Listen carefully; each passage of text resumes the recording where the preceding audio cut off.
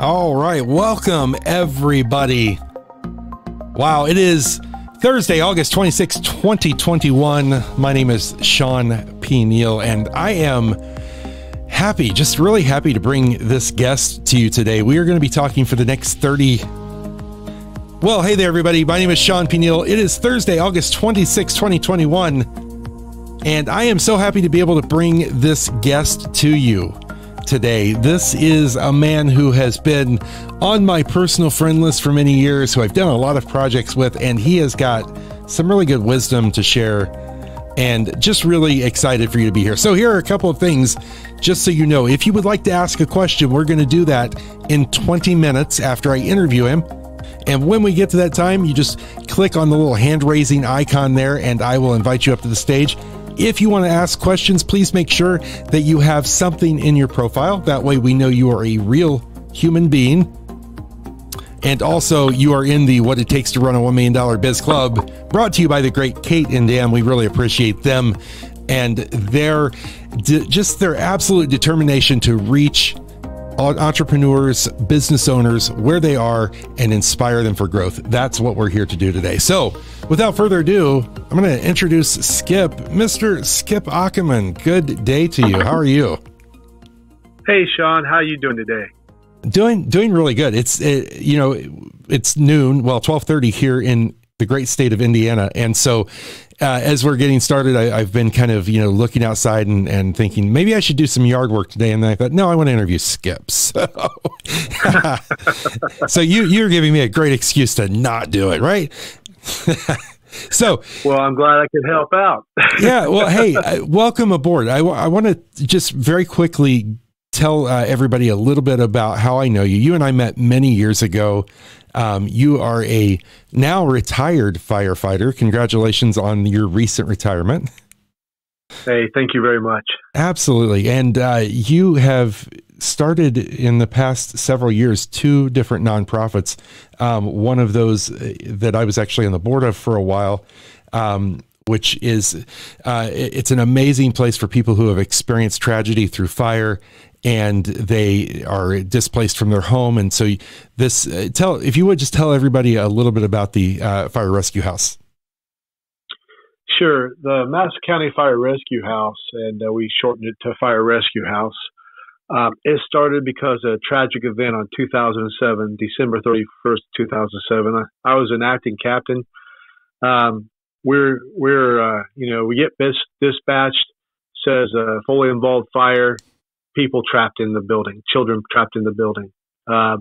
We get in there, and then John, when you're a fire, there's certain things you do, but when it says we try to take everything seriously, but when it says kids trapped or something else, we really go on a different kind of mode setting.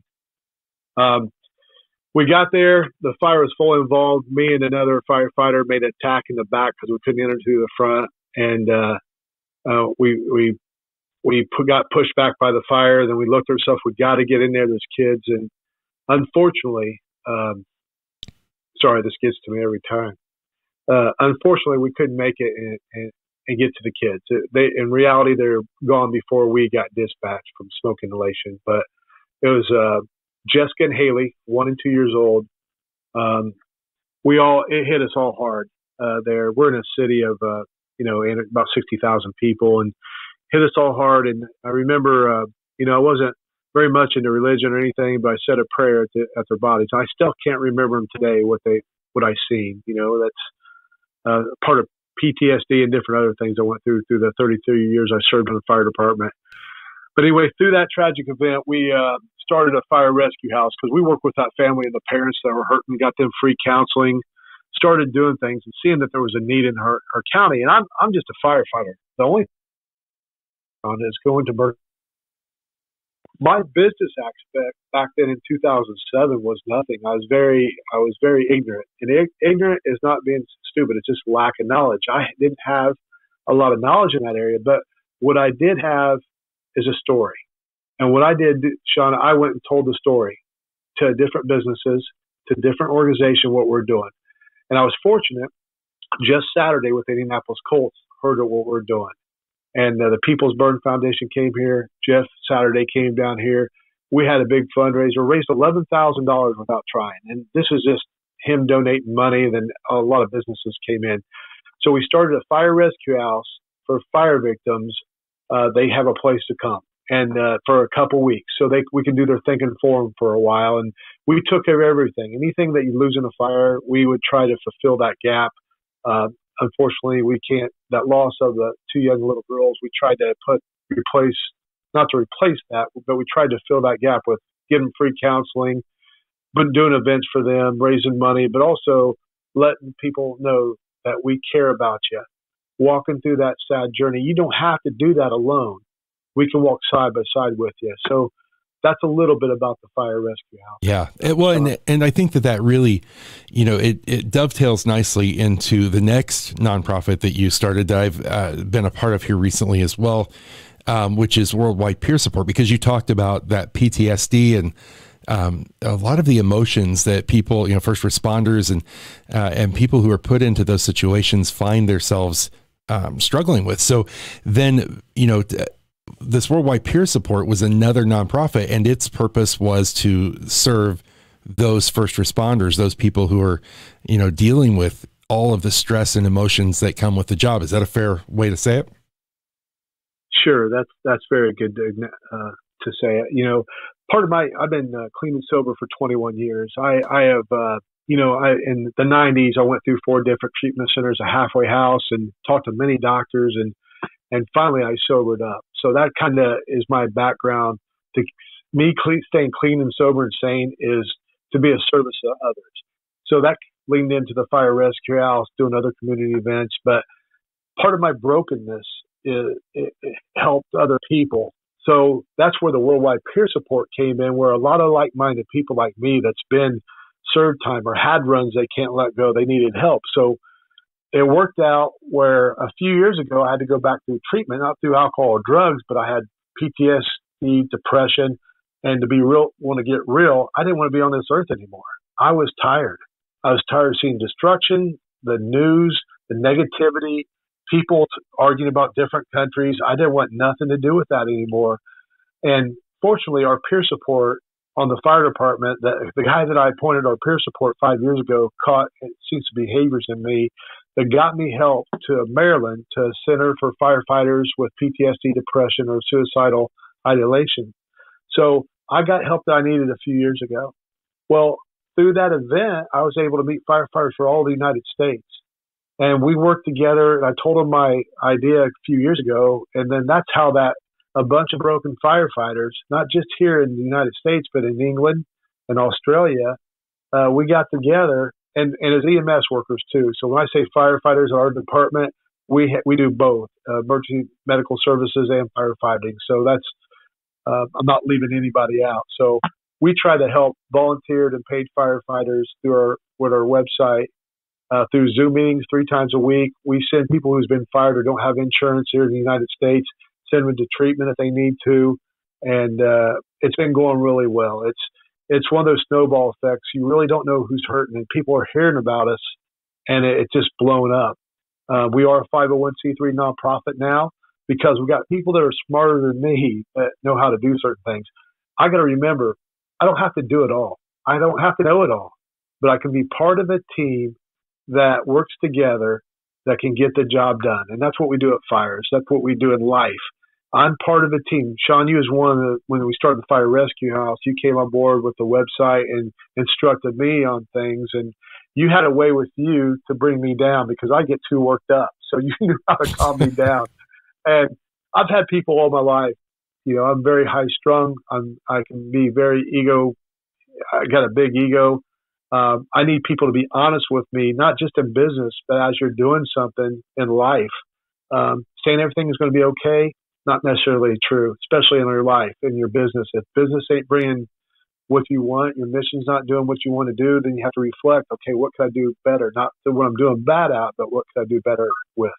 Absolutely. And so I really love what you're going with here. And the reason I want to put a pause button here is because we often talk to entrepreneurs about, this idea of what is your why? Like, why do you want to do what you want to do? And we've, Simon Sinek's got a great video on finding your why first. And I think that it's powerful to hear somebody like you who never set out to be in business per se. You set out with your why. You had a reason. You had something inside you internally that drove you forward, and no was not part of the options list when it came to accepting anything that you thought you couldn't, or someone else may have thought you couldn't do. You didn't take that. Unknown caller. Oh, goodness.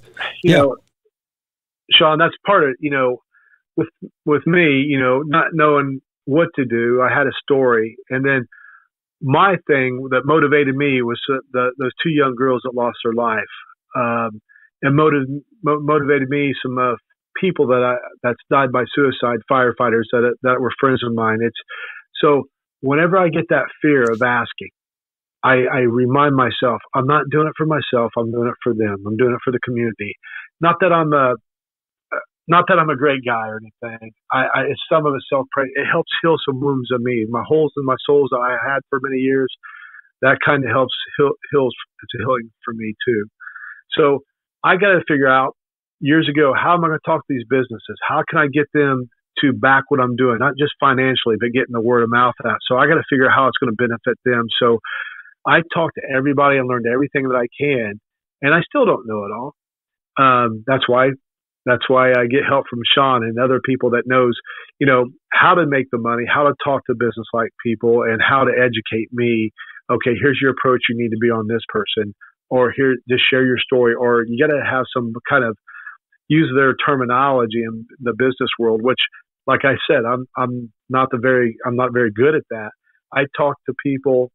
I'm just real. If I don't know something, I'm going to say, I'm sorry, I don't know, but I'll go educate myself and find out. Amen. And that is exactly what we're talking about today. It's this resourcefulness that's behind success. I once heard, Tony Robbins, and probably a lot of people have heard this video clip that he did, where it's not about what resources you have, it's how resourceful you are with them. And you have mastered that skill of leveraging resourcefulness, of going around and looking and saying, who is in my circle, who can help me, who can be inspired by what I have to say. And it's just amazing to me that people just come to you the minute that they find out you're involved in something, and they say, how can I be a part of it now? Like that's what it's grown. But tell me a little bit about that. Tell our audience a little bit about what it's like to know that you're facing some big challenges coming up, especially when you're trying to grow a nonprofit from the ground up.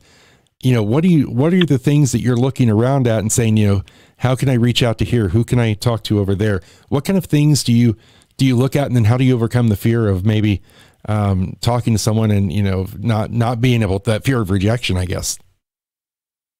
Well, first of all, I gotta, my whole thing when I talk to anybody, I don't get involved in politics. I'm not going to tell anybody my opinions because for me, it don't matter. I don't care where somebody lives in this world. I don't care what color your skin is or who you go to bed with. I don't care. I don't care about that stuff. What I do care is about people and help them have a better quality of life.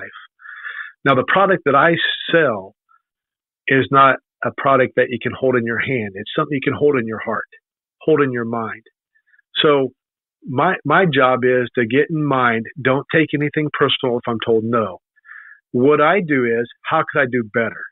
How do I need to educate myself? What do I need to do better? Sometimes just tell them my story, not a sob story, tell them a little bit about my life, being a firefighter, being a recovering alcoholic and addict. Unfortunately, my granddaughter passed away years ago. Try to connect with people where they're at and get personal with them. And then once I open the door of getting personal, they know where I come from, and I got their heart. Then I talk about whatever mission I'm doing, say the worldwide peer support. We're trying to come up with $250,000 by this year, but the money's not going to be there. It's going to always be used. We don't bank the money and save it, but we always spend it throughout the United States. And I try to let them know, where can you connect? How's it going to help you in business-wise? But this is your purpose, because every business owner has a purpose in life. They want to do well. They want to make money. and take that concern off the plate of their family or themselves. But also they want to have a serenity and be happy and have in life. And that's what I want to do is when I do this, I want to try to find out everything I can about them. How do I need to approach them? And do I need to dress in a different way? Do I need to, put a tie on because I'm not a tie kind of guy?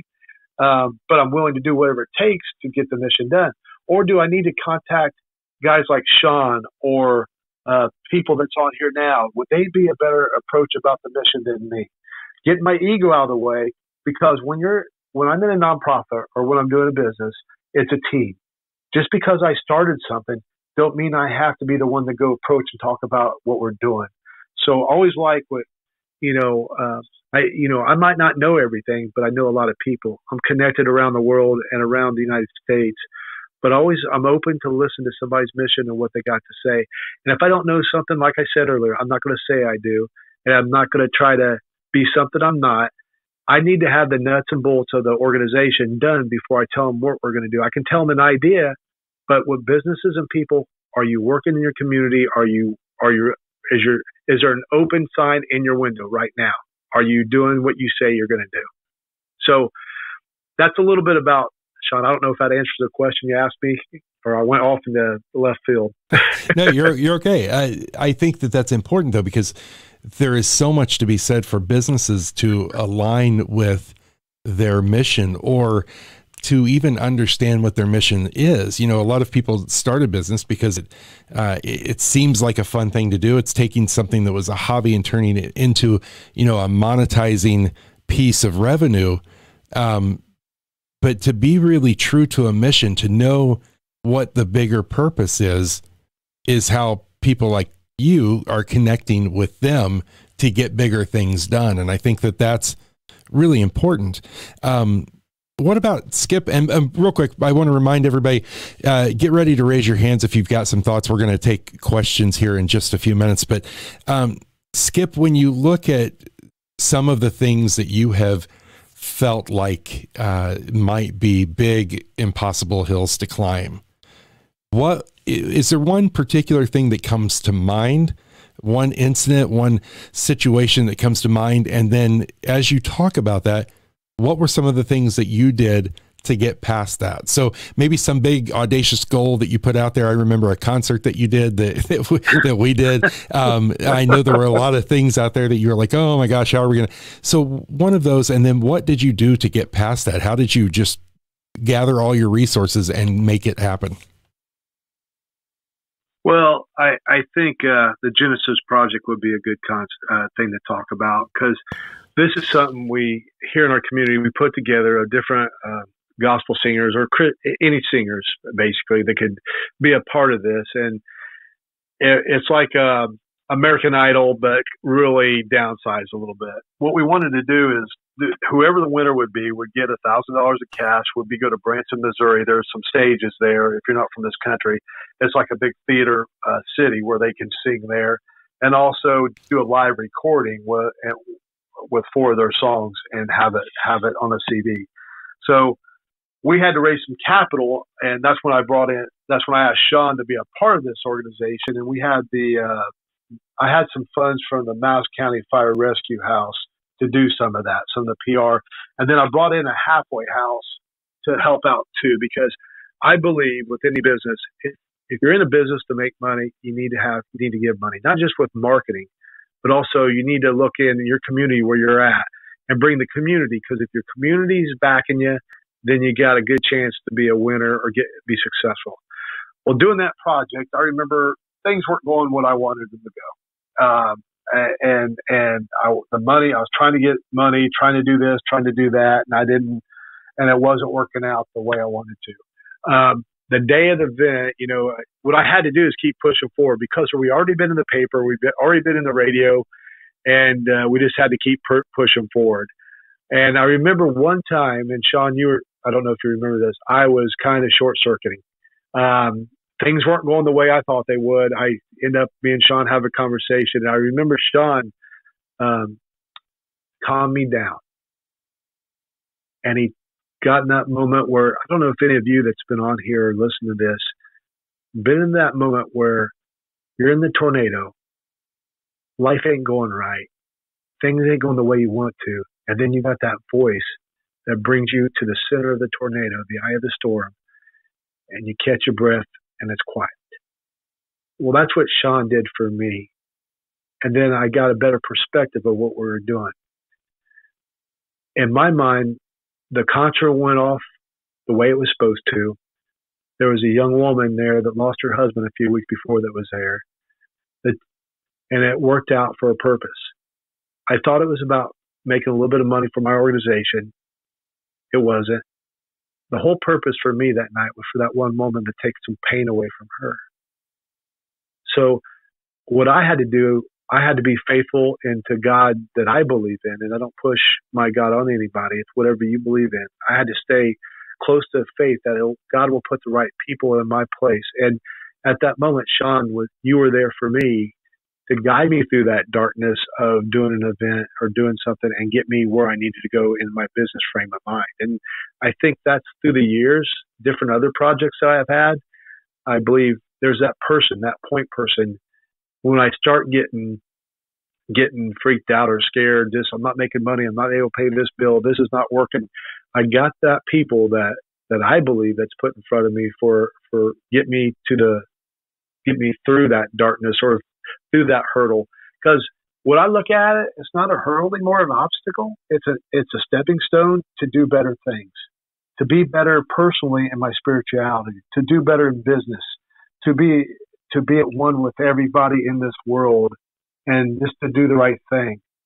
And that's what I'm here to do the right thing to whoever God puts in my life, to give them a smile or take a little pain away or filling a need.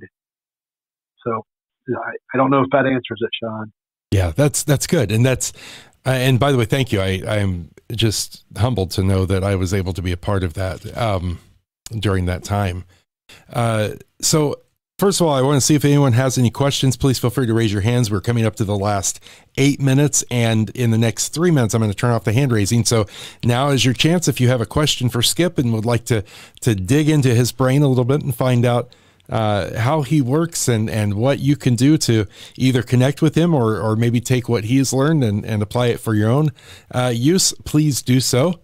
And Skip, while we're seeing if anyone wants to answer, I had told you the other day, there's a story in the book, Think and Grow Rich, that I thought of when we were talking a couple of days ago, and I'm going to read a quick excerpt, and I would love to get your thoughts on this after I read it. So here's the excerpt. And I'll just jump around here to make this quick, but this is talking about Henry Ford.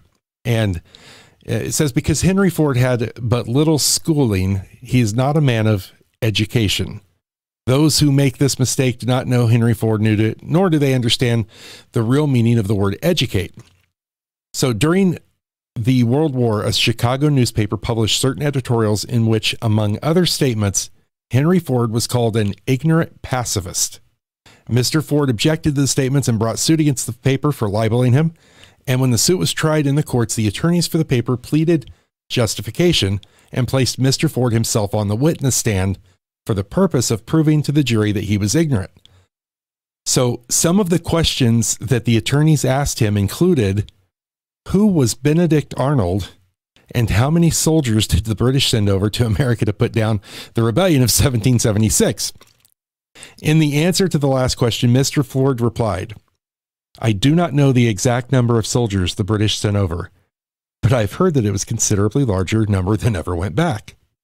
Finally, Mr. Ford became tired of this line of questioning, and in reply to a particularly offensive question, he leaned over, pointed his finger at the lawyer who asked the question, and said, quote, if I should really want the answer to foolish question you have just asked, or any of the other questions you have been asking me, let me remind you that I have a row of electric push buttons on my desk, and by pushing the right button, I can summon to my aid men who can answer any question I desire to ask concerning the business to which I am devoting most of my efforts. What a profound moment. To your point that you don't have to know everything, but being resourceful, knowing the right people, knowing the channels to go through is what really matters and how you get things done. And I have seen you in action, Skip. I would love your thoughts on that as we get ready to close out this conversation. Sure. I think, when you're young thinking you starting a business, you got to do it all. And maybe a little bit, you got to do all the work at first. But at the end of the day, I have to be open up to ask for help. And I think a good leader or a good business owner knows that. If you don't know it, ask for help. But I got to be I got to be able to orchestrate what needs to be done too.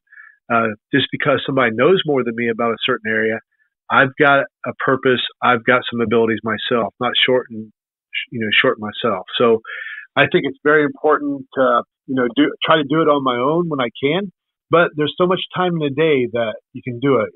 I know for me, I can mentally wear myself down trying to do it all when I can do stuff, but there's somebody can do it better than I can, or somebody can do it in a shorter time than I can. So I know at first when you don't have a lot of capital going into starting your business, you got to do things on your own. You got to do the marketing, you got to do the fundraising, you got to do it all. But as soon as you start that hard work or get that hard work done, you're able to have some capital in. I think it's better spent is hiring people to do what they're good at, supporting that business, because it's going to come back around and work its way through. But also, too, that's not getting away from educating myself. I do educate myself. I try to find out what I need to do, and because funds are limited at times, and times are a little bit different today. So we have to be unique in what we're doing, what I'm doing here. Right now, I'm in Turning Point in Madison County. We help people with addictions. So there's a different way that I handle that. So I think I saw somebody's hand come up, Shawn. Oh, nope. I just closed it out there. Okay. So as we're wrapping up here, Skip, I would love for you to share, because there might be firefighters, emergency medical personnel in the room. There might be people who know people who are of this wonderfully giving audience and group of people. So would you tell us a little bit about how they can gain access to worldwide peer support and what kind of services they can find once they get there? Sure. If you go to worldwidepeersupport.org, that's worldwidepeersupport.org, that's our website. We also have a Facebook page too. But go there. We do two Zoom meetings, Thursday and Sunday, support for firefighters, EMS workers all over the United States. We got a family services too. We think about the whole family, not just about that firefighter, but his spouse, her spouse, the families, the mom, the dad, the brothers. So we got a family service on Thursday that we do a Zoom meeting, a support meeting, to be an encourager, to give them information, different mental health workers around the United States where to get help. We have chaplains connected around the United States and the world that we also help. If somebody don't have insurance and they need help, they were a past firefighter, we help get them scholarships to get them the help that they need. So if you go on our website, that'll explain a lot more than I can. There's 3 stories. Mine is one of the stories on there. And then we got a speaker series, which is on Sunday evening, 8 p.m. Eastern American time, that we do too. It's a video series that we do. So that's a little bit. We're a bunch of broken firefighters, EMS workers that came together, that started a 501c3. That's been at the big convention. We had 23,000 people there at the FDIC here in the United States, and we connected to a lot of people. So we're here to help, and there's a lot of different business firefighters that are in the business that are smarter. You can connect with them business-wise if you wanted to. Whatever my contacts are, anybody that's on here, I'll give you whatever I can help you. I'll do. Oh, that's amazing, Skip. I want to thank you for spending some time with us today. You have always amazed me throughout the years, and I am just humbled and honored to be by your side in the journey. And just you inspire me, my friend. Thank you.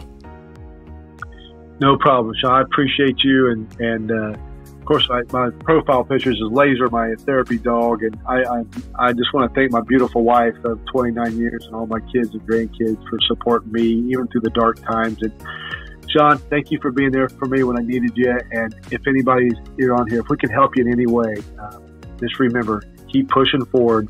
And obstacles are actually stepping stones. Just step on up. You'll get there eventually.